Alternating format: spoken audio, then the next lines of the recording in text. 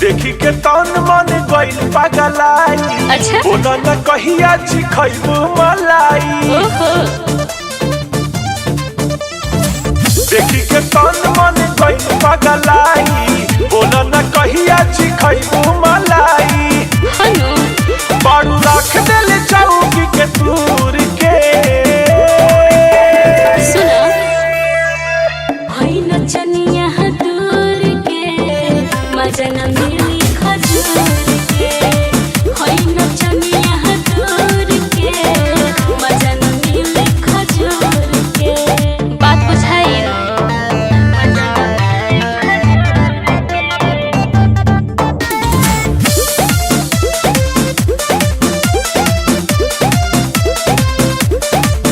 तोहर मीठ मुस्कान जान मारता। तीर दिल के करे जावा के फारता। रखा सहुरे अपना दहिया बाबू तहरा जैसा ढेर लोग निहारता। तोहर मीठ मुस्कान जान मारता। तीर दिल के करे जावा के फारता। रखा सहुरे अपना दहिया बाबू तहरा जैसा ढेर लोग निहारता। ए हो दिल्ली बम्बे आ रहा का भोजपुर के।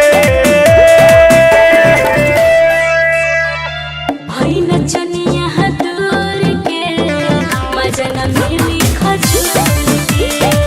भइल चनिया दूर के मजा न मिली खजूर के। मजा न मिली खजूर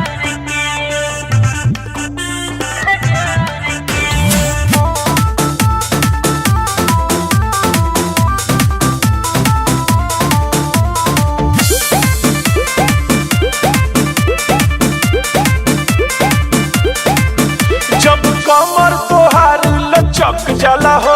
हमर भीतरी से मन बहक जाला हो। दे हम थाती उघर के विकास पूरा ये लइका सनक जाला हो। रह दे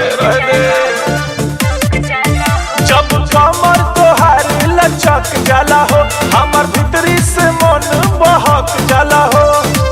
दे हम थाती उघर के विकास पूरा ये लइका सनक जाला हो।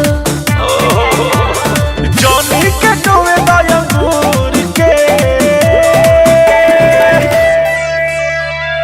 भइल चनिया दूर के मजा न मिली